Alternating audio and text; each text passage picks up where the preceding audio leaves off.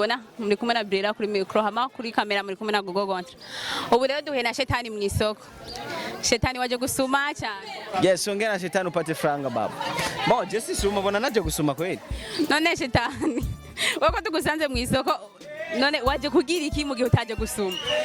Yes, kama kawaida nkuko wabivuze ni shetani nyene. Kubwiye ati ongera shetani upate franga. Naje kuraba abadandaza banje nyene ngene ibikorwa biko biragenda. Ndabakeneye gufasha nyene Ni sawa. Sawa. Itwande.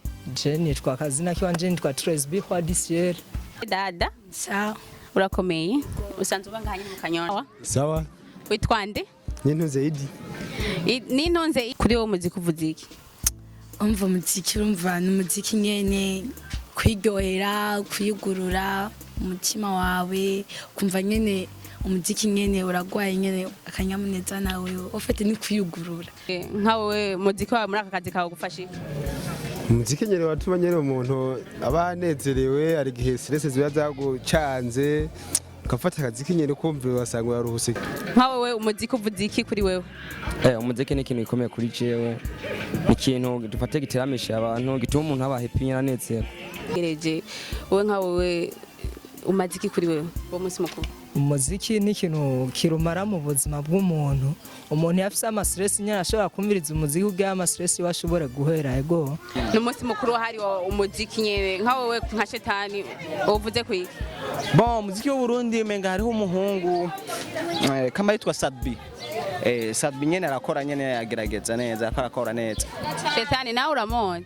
Sadbi mpora numva nyene iby'indirimbo urabizi no mwijuru ko Satani yaririmba neza cyane. None shetani ni yende imbuko ukunda ya Sadbi? Sadbi hari indirimbo aheruka gukora ambaye yitwa Beautiful. Yakoranye n'ibya mutipe wo muri mu Rwanda twa Medi. Wo mu Rwanda woshobora kutugirira akantu gato yo gusaka iyo ndirimbo shetani kuko we turazo uyizi yose. Si ngombwa ndayiririmbe. Dushaka ruyiririmbe. Pete ariko arabigira neza ariko araza nyame ambaye yitwa ni Olege. Olege. Olege nawe uramona? Olege namumenye hari akarimbo yakoze akagukora nyene kama kitwa nibuka ijambo rimwe nyene rivuga basiririmba ka shetani aho nyene ka Olege. Ka Olege.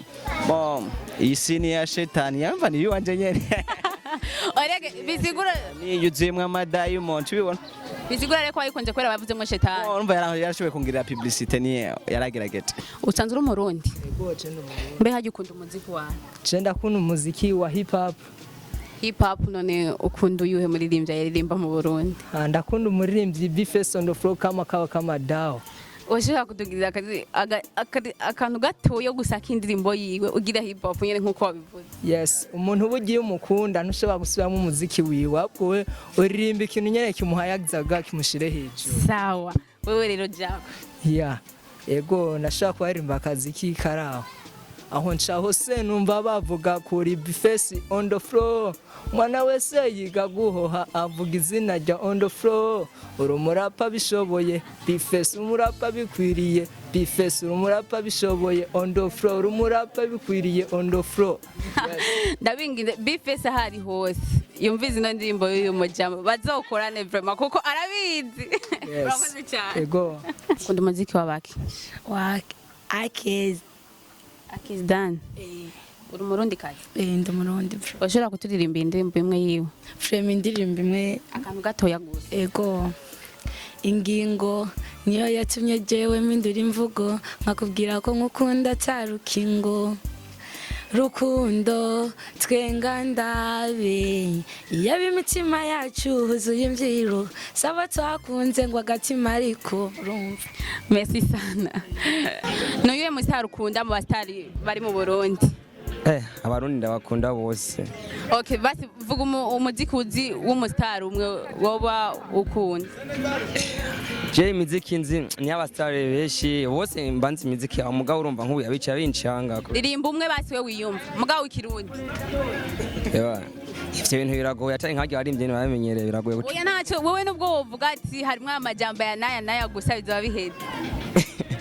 So nkubu hari indirimbo kararyoshe. Ego ririmba. Vraiment ngaho sinino ririmba vraiment. None wumva ukunda umuziki gute utazi kuwuririmba? Nawukunda mugabo gusa ntibisigura ko nca ndirimba. Basi abaririmbyi b'abarundi bo bifuriza iki kuri uyo munsi mukuru?